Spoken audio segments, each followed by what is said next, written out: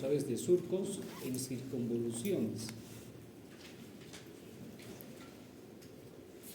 Y habíamos visto también la estructura de la corteza cerebral. Hemos indicado que hay una serie de capas de neuronas, lo cual permite que la unión de un grupo de neuronas forme un centro especializado capaz de intervenir en una determinada función. A eso se llaman centros funcionales, que Brodmann los ha ido estudiando conjuntamente Wernicke, Exner, y han determinado que hay superficies del cerebro que van a regular, que van a realizar una determinada función.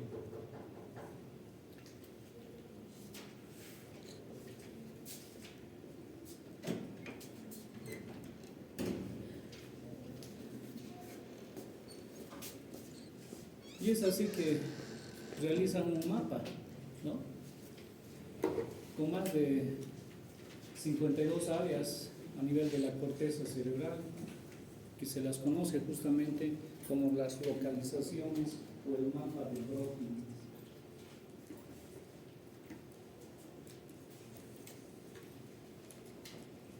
Antiguamente había una teoría de que era toda la corteza cerebral que realizaba una determinada función. Pero Brodmann ha refutado justamente aquello conjuntamente Wernicke y Exner. Y ha indicado, ¿no?, que estas localizaciones corticales, la mayor parte de ellas se encuentran en el hemisferio dominante. Y se ha establecido que el 95% de las personas tienen un hemisferio dominante del lado izquierdo. Y por el entrecruzamiento de vías que hay, tanto motoras como sensitivas, pues dominan el lado derecho. Un 4% tiene un hemisferio dominante más bien del lado derecho y tienen un lado dominante en el lado izquierdo.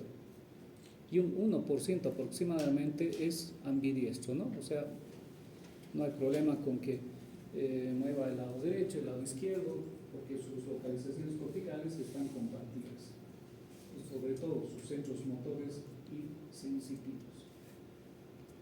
Bueno, nosotros estamos viendo todas las localizaciones corticales de Brodmann. Como ven ustedes, son bastantes. No sé ni siquiera si en neurología estudien todas estas localizaciones, de modo que nos vamos a enfocar en las localizaciones más importantes que tendríamos que saber.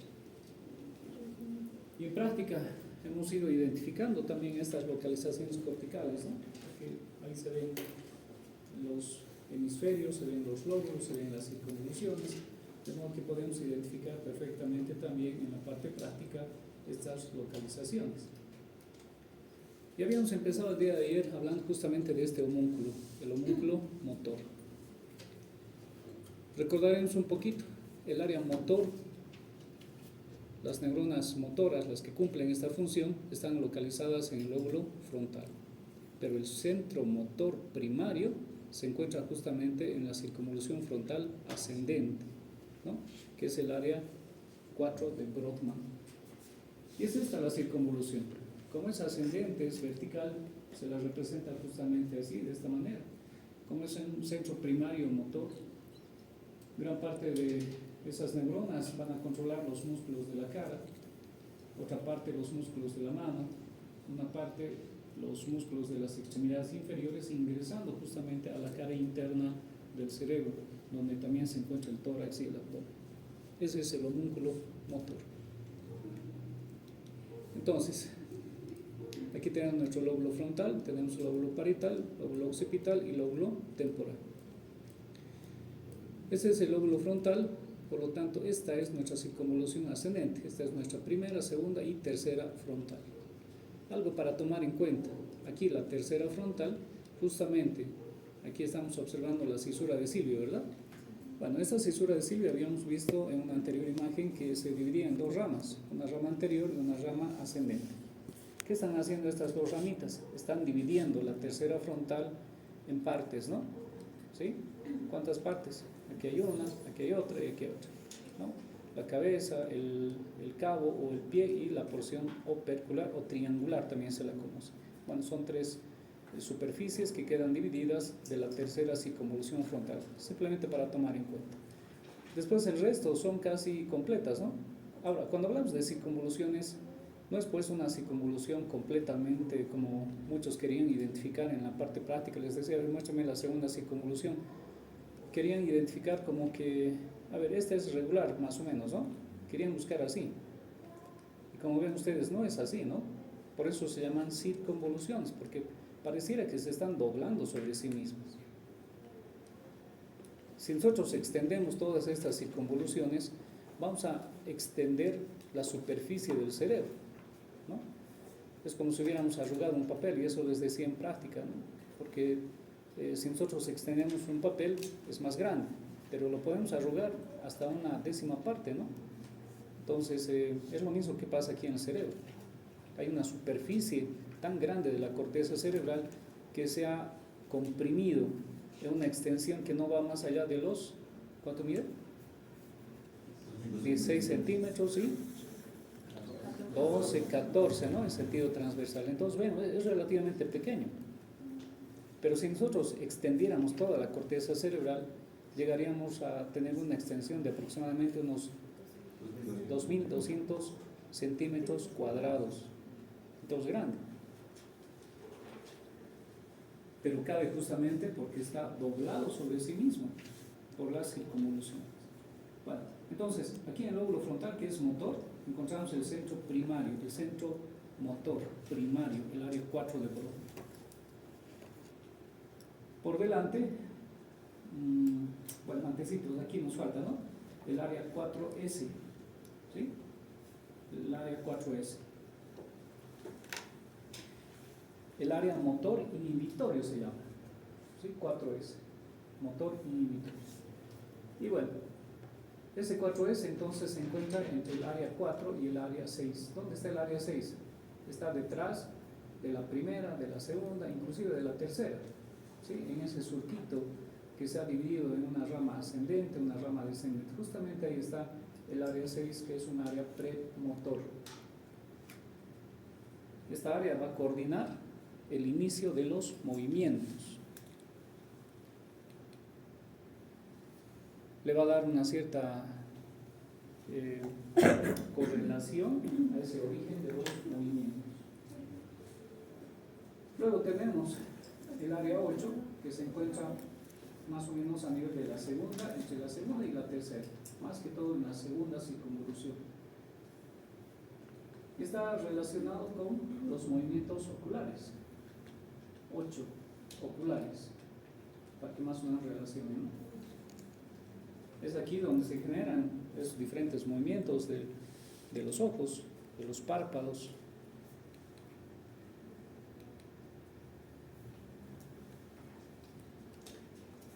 En todo el lóbulo frontal, bueno, todo esto habríamos denominado todo esto es el lóbulo, ¿no? Y esta partecita, ¿cómo lo hemos llamado? El polo frontal.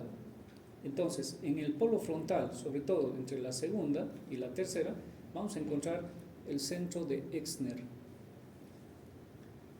¿A qué se refiere el centro de Exner? El centro de la escritura de Exner. Vale decir que aquí está el centro que regula los movimientos, la contracción de los músculos con los cuales nosotros vamos a escribir. El centro de la escritura de Exner.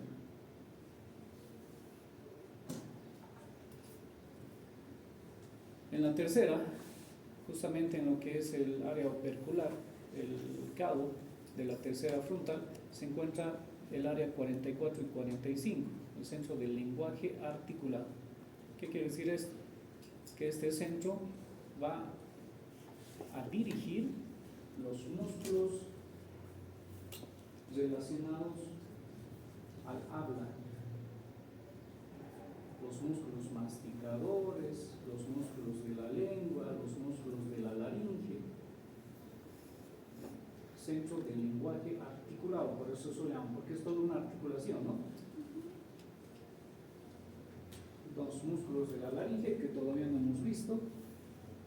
Vamos a ver estos músculos a nivel de la glotis que abren o cierran la glotis para que se produzca el sonido, y quienes van a ir articulando ese sonido es justamente la lengua, ¿no? La lengua. Conjuntamente, ¿quiénes? Conjuntamente los músculos de la masticación que permite mover la mandíbula. Bueno, es todo un centro y ese centro se encuentra justamente en la tercera frontal. Por dentro, en la cara interna,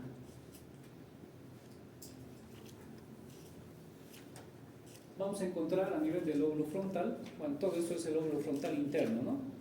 Muy próximo al polo frontal, vamos a encontrar otra área, es justamente el 9, 10, 11 y 12.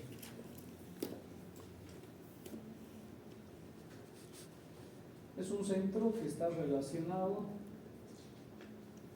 con el carácter de las personas. Bueno, en realidad con todo lo subjetivo, ¿no? Porque el carácter es subjetivo, ¿sí? Por eso se lo llama el yo psíquico. Entonces, tiene funciones y tiene relaciones con el sistema límbico.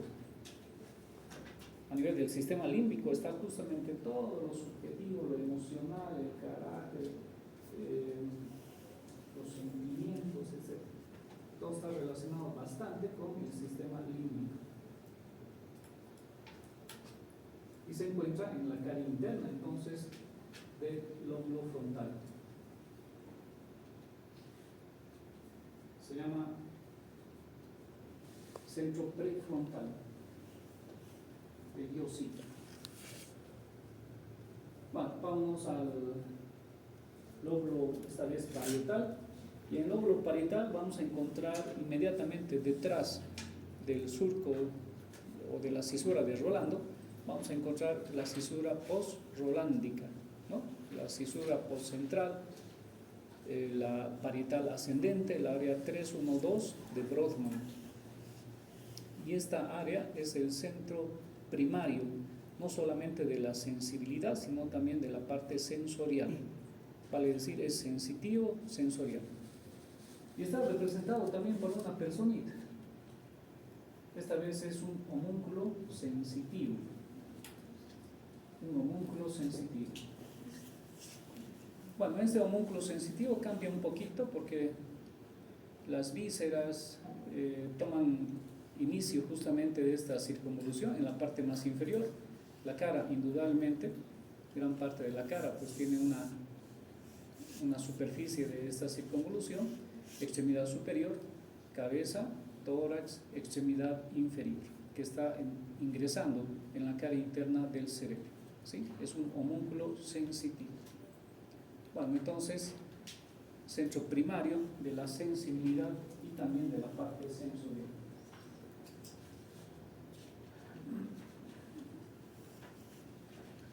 Bueno, en la parte inferior de esta circunvolución vamos a encontrar el área 43, que es el centro del gusto. En la primera parietal vamos a encontrar el área 5-7, que está relacionado con la sensibilidad a través del tacto, el reconocimiento de los objetos a través del tacto, ¿no? ¿Cómo se llama eso? Estereognosia. Estereognosia. Aquí está, ¿no? Está escrito. Es el centro del reconocimiento de los objetos a través del tacto. Yo puedo identificar, ¿no? A través del tacto, si es una moneda, puedo ver los detalles, puedo dar cuenta de qué valor es la moneda, inclusive, etc.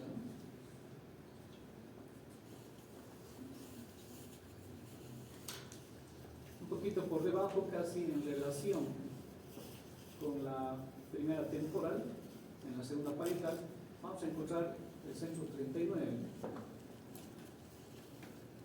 el centro de Wernicke, y es el centro de la comprensión comprensión de la lectura. Aquí está el centro de la inteligencia, o está relacionado con la inteligencia, no es la inteligencia, ¿no? Está relacionada con la inteligencia. Entonces, el centro de comprensión de la lectura, el área de Wernicke.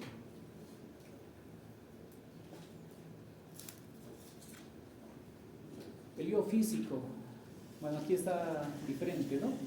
Porque esta área de Wernicke está relacionada justamente con el yo físico, vale decir, yo puedo reconocer el cuerpo, sé exactamente dónde está mis manos, mis dedos, mi cabeza, en qué orientación está, etc. Entonces, este es el centro de la representación del yo físico.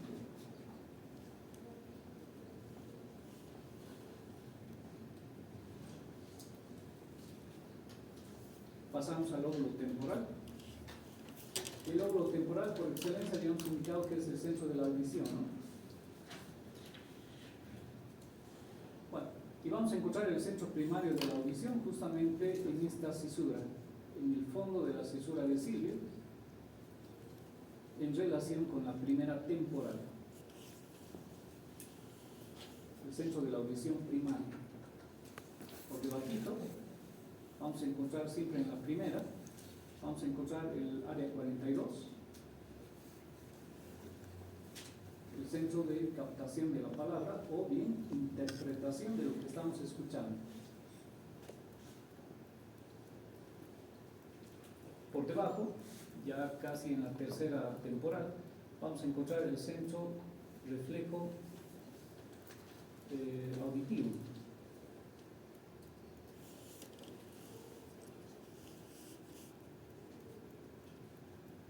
Escuchamos algo, por decir, inmediatamente rotamos la cabeza, etc., ¿no? Entonces, un centro reflejo auditivo. Y en la tercera temporal, ya casi ingresando a la cara inferior del cerebro, vamos a encontrar el área 20, que está relacionado con la identificación de los sonidos, interpretación de los sonidos. ¿Es un sonido agudo? ¿Es un sonido grave? Para decir, es el centro de las melodías.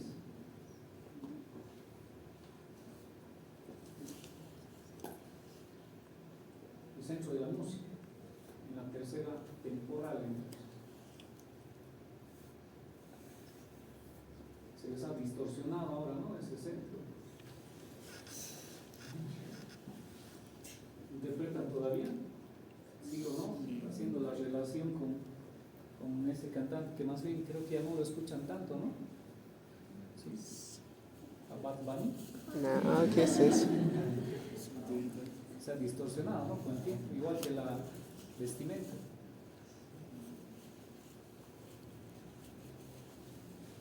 Bien, lóbulo temporal. Vamos al lóbulo occipital. Habíamos indicado que el lóbulo occipital es el centro de la visión. Y aquí en el lóbulo occipital vamos a encontrar el polo occipital, más bien, ¿no? El polo occipital. Bueno, encontramos el área 17, que es el centro primario de la visión. Alrededor del área 17 vamos a encontrar el área 18, que es un centro ya un poco más específico. Es un centro de las cualidades de la imagen, ¿no? La distancia, los colores, la forma. Y alrededor del área 18 está el área 19, que es el centro psicovisual. Es agradable, no es agradable lo que estamos viendo, tiene mucha intensidad de luz.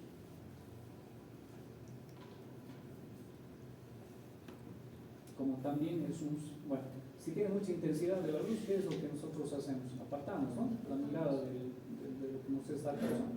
Entonces está relacionado también con un centro oculomotor, centro reflejo, no oculomotor, centro reflejo, visual.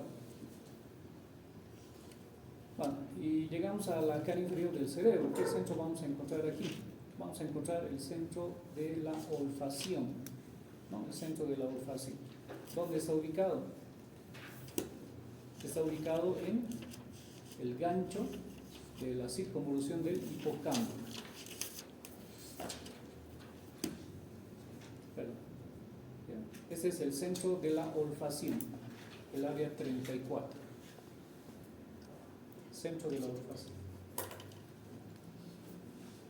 Bueno, hace un momento habíamos indicado que antiguamente habían dos teorías, ¿no? Había una teoría de la corteza cerebral dominante, donde toda la corteza actúa para una determinada función, pero Grossman ha refutado justamente aquello con las localizaciones corticales.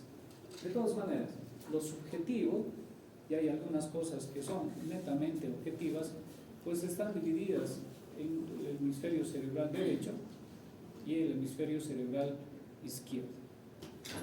En la mayor parte de las personas, justamente el lado dominante es el hemisferio cerebral izquierdo. Por lo tanto, en estas personas, nosotros con mayor profundidad se tiene el área del razonamiento, el lenguaje, ¿no? Evidentemente, si está en nuestro centro cortical, va a estar el lenguaje hablado, el lenguaje escrito. El centro de la, habíamos indicado, hay un centro que está relacionado con la inteligencia, ¿no? Que es la parte de la comprensión de lo que estamos leyendo. La habilidad científica, entonces, la habilidad numérica está en el hemisferio izquierdo. El control de la mano derecha, evidentemente, ¿no? Tiene que estar, porque está el centro primario motor, ¿no? Eso en la mayor parte de las personas. Y en esa mayor parte de las personas, en el lado derecho, así vamos a tener lo subjetivo, vale decir, aquí está la intuición, la imaginación, el sentido artístico, el sentido musical, la percepción tridimensional y el control de la mano izquierda. Evidentemente va a estar porque no manejamos tanto la mano izquierda, ¿no? Esto cambiará un poquito si más bien tenemos el hemisferio cerebral derecho más bien como dominante, ¿no? Va a cambiar muy poco, pero cambia sobre todo la parte de la motricidad.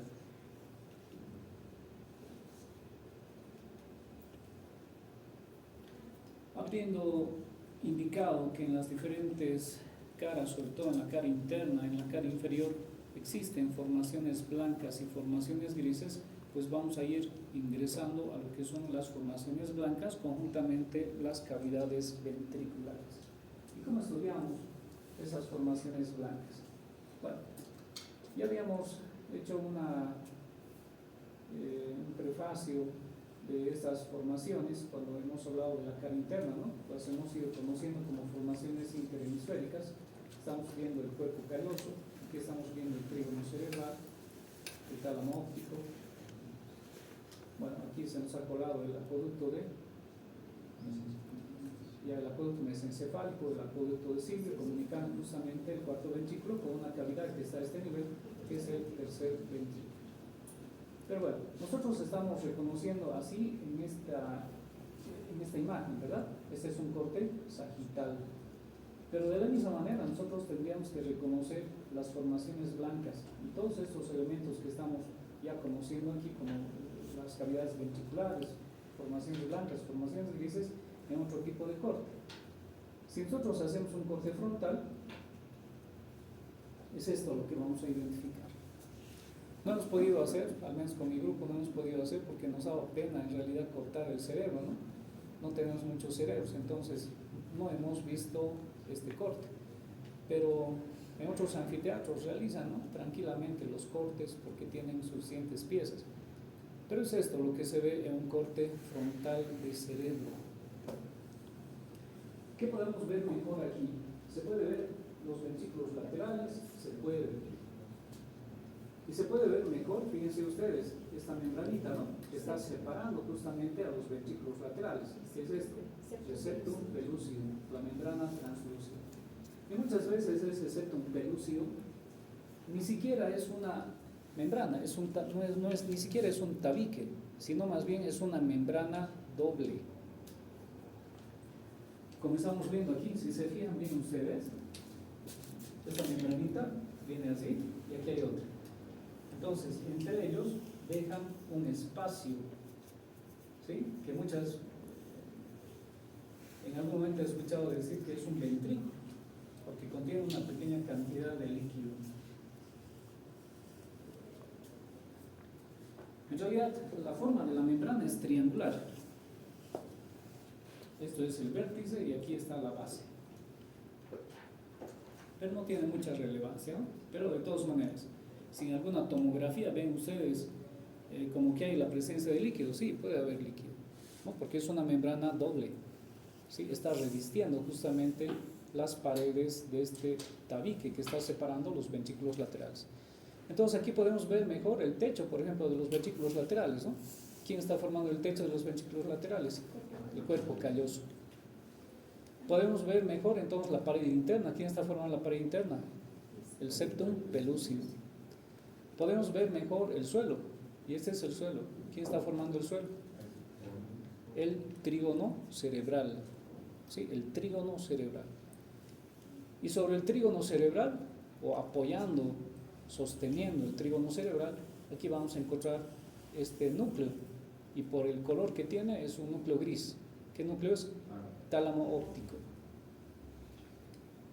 Aquí hay otro núcleo formando las paredes laterales del ventrículo lateral. Entonces, ¿qué núcleo es este? El núcleo caudado, ¿sí? El núcleo caudado. Entonces tenemos aquí el núcleo caudado, tenemos el tálamo óptico, todo esto.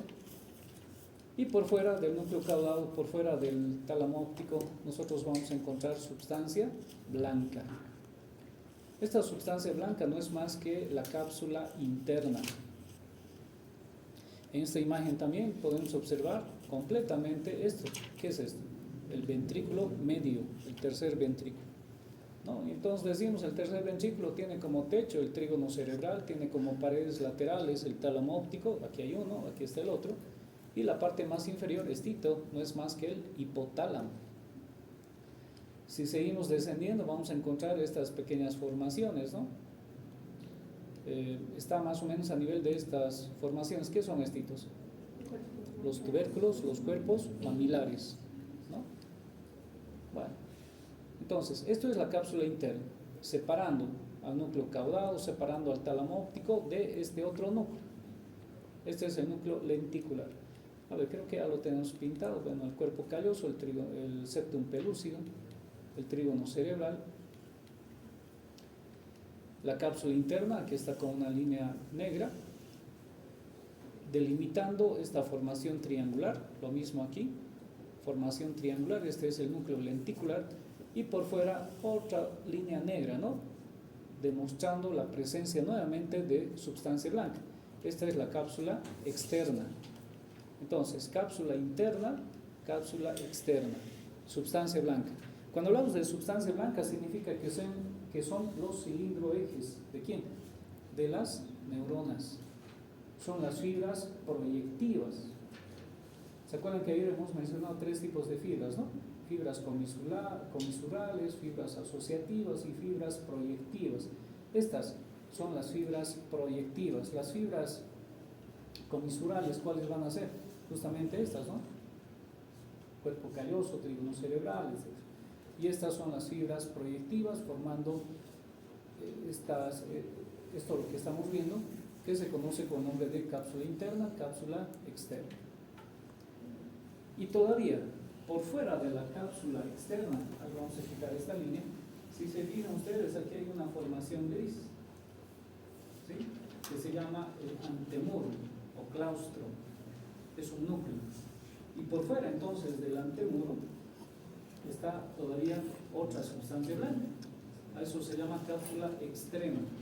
Entonces la sustancia blanca está conformada, está dividida en 3 grupos: la cápsula interna, la cápsula externa y la cápsula extrema. Bueno,